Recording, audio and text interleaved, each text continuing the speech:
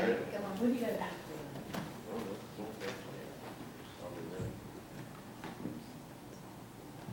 No, it's tilting the wrong way. Is it? Yeah. Oh, that would help. $5.2 billion goes out. Stop. It's part of the cuts. You can hold it. Got it.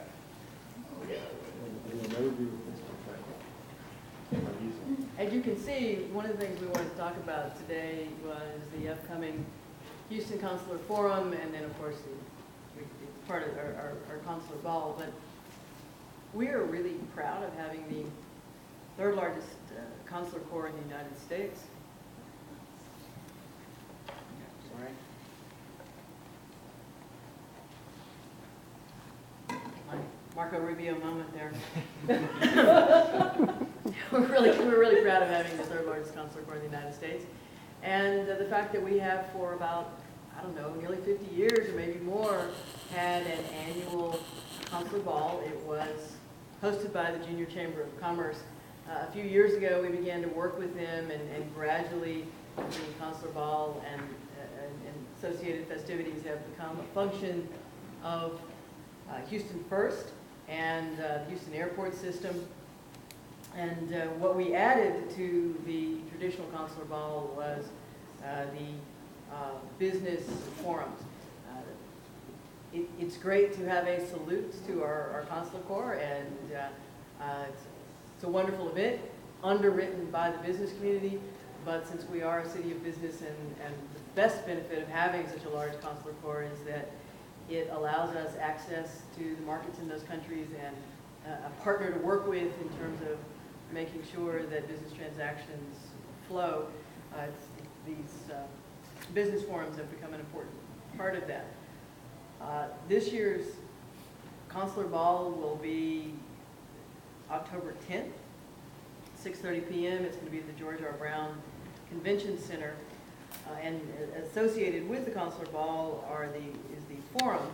And we partnered with the public sector to produce a series of 5 business seminars leading up to the ball, focusing on innovation, and it will be design, healthcare, energy, ports, and then aviation and space, trying to tap into each country and each business, the underwriting sponsors' interest in those areas: design, healthcare, energy, ports, and then aviation and space. The event underwriter is the Houston First Corporation. Our benefactors are Chevron and Schlumberger. Major supporters: United Airlines, Houston Airport System, Texas Medical Center, Noble Energy, Chi St. Luke's Health, Morris A. Woodsallers Company, and then a number of friends, including University of Houston, Greater Houston Partnership, Richmond Printing, Economic Alliance of the Port Region, Port of Houston Authority, Houston Astros, TMK, IPSCO, Sinopec USA Inc., Centerpoint Energy, Westlake Chemical Corporation, Bay Area Houston Economic Partnership, Universal Weather and Aviation, Rice University, Crane Worldwide Logistics, Staging Solutions Inc. And so I just want to say that if you're interested in the event, which is a really fun event, and it is a traditional white tie, very formal event, and an opportunity to interact with our consular corps and the business leaders who host them, please go to the website, HoustonConsularBall.com. And see the sponsors and the logo for the event. Other than that, what's on your minds? Mayor, I had a question on the Joint Processing Center, the item today. Previously, there was a lot of emphasis on the social services that would be delivered in that facility, and the discussion today and the discussion in committee a few months ago, that it was somewhat less emphasis on that. Could you lay out sort of the goal with the center and what the role of those services is, what the role of the center is when it comes to that? Well, I think the new processing center there's different goals for the county than there are for the city. For the city, a big piece of this is formally being able to shut down the last remaining big city jail in the state of Texas and to have a more efficient operation where we don't end up booking a prisoner into our jail and taking him out and rebooking him into the county. The county needed a more efficient booking system, but they also wanted the opportunity to triage their prisoners. This is really more of the county piece that needs the mental health beds and the segregation beds. It's by coming together and building this together, a lot of that element is in the design, not in the actual contract for the dollars that we discussed today, which is why I don't think there's a lot of conversation about it. But that's really more of a county need, because those are for long-term prisoners, and we don't have any long-term prisoners. We're in short-term homeless. So. And in terms of the operations of the facility that are laid out in the agreement, are you aware of the per head price and how all that worked out, and whether the city will in fact see cost savings by shifting to this model? We absolutely know we'll see cost savings. There is an estimate of the number of prisoners they'll be seeing, and so we have a per capita agreement that can be adjusted over time. We actually anticipate, we dropped our census by opening the sobering center. As state law changes, and I anticipate you're going to see more cite and release actions on the part of these police departments. Ours will gradually go down anyway. So we fully anticipate that. We know there are going to be direct savings from the first day, but there's some ancillary benefits, and one of those is that all the police officers that are working in the jail have an opportunity to go back into other areas within the department. That was like 100, right? Mm-hmm. Yes. And one last detailed question for me on this. There was the bonds that city voters approved in '07. You spent some of those on the sobering center and other items. So 23.4 was approved today, and then you got to find another $4 million in the next budget to meet the commitment for the construction. Is that right? I'm not sure. I don't have to come back. Okay. Mayor, does this? I mean, this is what I do want to say about this is Harris County still has to vote on it, but it has been a couple of decades in the making, and I'm really glad to bring it across the finish line. It is one more really great partnership between the city of Houston and another local government entity. Our cross-government interactions are better than they ever have been, and you're seeing a lot of dollar savings as a result of that. Mayor, was the contract already signed, or does that depend on what the county commissioners vote? I don't know that I signed the contract yet. We had our vote and it passed, and they're going to have their vote and it passed, and then I'm assuming we sign at that point.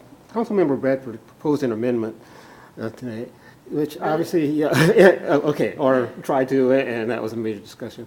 But from the standpoint of the public, it's clear that the charter does need to be updated, and it's clear that we need a plan, and it does make sense to talk about them at the same time. But could you help us understand what elements of the charter directly impact the plan, or vice versa? The charter says the city of Houston shall have a general plan, and for all the lip service paid to the charter today, we've never had a general plan. Mm-hmm. But there was I think back up. Councilmember Bradford has been driving, he wants a full charter commission to review the charter. I don't disagree with him at all that the charter is old and creaky, and every few years we prune off obsolete language, illegal language, things that have changed and just don't make sense anymore. But it needs a comprehensive look, and unfortunately we haven't had that, and I didn't have the bandwidth to move in that direction. When I say it needs a comprehensive look, the whole charter needs to be rewritten. It's a creaky document. It has all sorts of things in it that should never be in the governing document. The charter of the city is like the Constitution for the United States. But what has happened, Bill White set up a charter review committee specifically focused on term limits, and the council committee I created did not look at a comprehensive review of the charter. They just picked their pet amendments. And so what I personally prefer to see is a full charter review in a process kind of similar to what we did for the general plan, where you bring the public in, you pick a neutral organization or institution like the League of Women Voters to manage the process and so forth. In my view, Councilmember Bradford picked them wrong. He keeps trying to amend and append charter amendments to something else that's unrelated. The charter is the governing document. It's at the top. It calls for a general plan, and we're working toward the general plan, and I fully expect next week we'll pass phase 1 of the general plan. And as the general plan begins to unfold, there may be a call for a review of, I'm sure, for ordinances and policies and executive orders and maybe even the charter. But we're way away from that yet. Council members have been complaining all week about, well, this is a 30,000-foot view, and we said, yes, it's exactly what it's intended to be. And then they tried to insert something that's like the 1-foot view in the middle of it, and we're not there, and it's not posted that way. And I also don't believe you can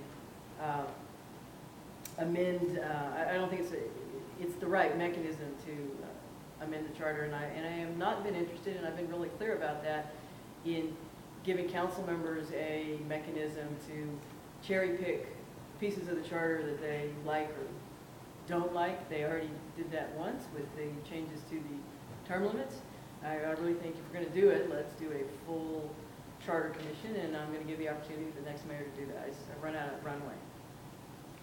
Mayor, I know you mentioned briefly about the sort of odd spy casing. Did you ever meet that lady, or do you remember her being involved with? I've met her. She's been very active in the Sister City Association. And then what are your thoughts about this ongoing? I know it's I guess they're taking it up in the presidential level, but the only thing is it is a stark lesson to those of us here that foreign justice systems can be very different. That someone can be held indefinitely without any kind of charges, without being arrested, but being held and not being able to leave. We don't do that in this country. And so 6 months of just simply being stuck there in China. Now they have formally arrested her, and so we hope there's a quick resolution. Her family, her husband who lives here deserves to know what's going to happen, and she deserves access to lawyers and an opportunity to have a day in court, which may or may not happen. on a separate topic, Craig Mason, was recently employed by the city. I guess he's going to be in a series of commercials relating to local control tomorrow. I think it's more focused on perhaps the mayoral candidates that's going forth, but what are your thoughts on? I don't know who exactly underwrote it. I think it's a combination of the Great Houston Partnership and maybe the Arnold Foundation. Texans for local control. You just need to look and see who's funding it. I did talk to the partnership. They indicated their desire to maybe hire Mr. Mason going forward. I don't know if this is a pay gig for him or as part of that effort or not, but I have great respect for Craig Mason's abilities, and he did a good job for the city for a long time. As for the ads. And local control is what we've been trying for. 3 legislative sessions. Let me repeat that. 3 legislative sessions where the legislators failed to take action and failed to give us local control. And if I'm sounding frustrated, I am. I vented a couple of weeks ago, and the Arnold Foundation saw fit to take out a full-page ad to basically complain about me venting. But we're in the same place. Nothing happened in Austin, and it has to happen in Austin. And I guess your contention is they can run, ads until they're blue in the face, but the mayors are not the ones they need to try to convince. There is nothing that I can do. And there is a theory out there, and I know that some of the folks who are behind this effort are pushing it, and I think there's a couple mayoral candidates that want to say the same thing too, and that is that, well, let's just fully fund the pensions and cause a train wreck. Because if we fully fund the pensions, I would be laying off large numbers of city employees or shutting down buildings, or, I mean, there's no way we can fully fund the pensions and also provide the services. And that's just not the way I think a city ought to operate. I do the best job providing necessary services with the revenue that I'm allotted, and we try to manage to that revenue while still raising the issue over and over again about the pension problems. I just don't think we should fully fund a system that is, in my view, fundamentally broken. Let's try to fix the system and then fund it to an adequate level so that our retirees have a secure pension and the taxpayers are protected. So do you think they're lobbying at the, this is my final question, do you think they're, I guess, lobbying the wrong group of people? Yes. I mean, there is, if you can point out to me a single thing that we could have done at the local level that we haven't tried, I'd love to hear it. Including the ongoing, we filed suit about the constitutionality of the whole pension structure and the state imposing requirements on pensions. We've there have been some absolutely, from a supposedly business-friendly judiciary, there's been some absolutely ludicrous rulings against the city. Again, I'm happy to lay out everything that we have done, every step we've taken. I've met individually with most of the Houston delegation, asking for their support in this over the years. And I mean, certainly, one hopes that the next mayor will take this up as a challenge that needs to be met. And I'm assuming that all of the serious mayoral candidates understand that pension reform has to be a priority. But if there is something, even if the next mayor comes in and makes an agreement with all three pensions on the first day in office, nothing happens until you go to office. Mayor, you mentioned something a second ago that I haven't heard any discussion, I've forgotten about it, I haven't heard any discussion on, and I wonder if voters haven't either, and that's the term limits item that's on the ballot. Have you heard any discussion of who might be advocating? No, there's nobody advocating for it, and I tried to tell council members, don't put things on the ballot without making a campaign, without going out and talking about them. I don't know if they're mentioning them when they're out on the campaign trail. I am certainly not. I am concerned that it was modified at the table, again, council members kind of cherry-picked, and modified at the table to apply to existing council members. I think that doomed it to failure, but if no one campaigns for it, it certainly is doomed to failure. And you haven't heard any resident questions about it, or it hasn't come up in? I have not heard a single constituent ask me about that. I think we just had Gloria. Yeah, Mayor, about a month ago, Pastor D.Z. Colefield came in here and talked to Houston City Council members about, he said that someone from the housing department called him and told him that he's not getting funding for his project because of his position on HERO. And you told him you would, if you found out who that was, you would fire that person. Just wondering if there's been any development in that. He hadn't told me who said that, and that person, since I don't know who that person is, I don't know what they're referencing. I don't even know what the pastor's position on HERO is. As far as he told me, he didn't have a position on HERO. I had something like 3-hour meeting with the pastor subsequent to that. And as I said here at the table, he has a legitimate complaint about a series of actions that were taken by previous employees of the housing department, and we're trying to resolve those actions. But he actually has an application pending right now for funding, but these are competitive applications, and he's up against other applications, so he's not prohibited from applying. He's not being penalized in any way. But I want to be clear, we are working with him to resolve the prior issue, some of which he brought up had really nothing directly to do with the city of Houston, and no harm, no foul as far as I'm concerned. But there were a couple things that we did that caused him to spend money that he probably shouldn't have had to spend, and there was a clear lack of communication, so we're trying to work through that. But as far as I know, that's proceeding. That's it.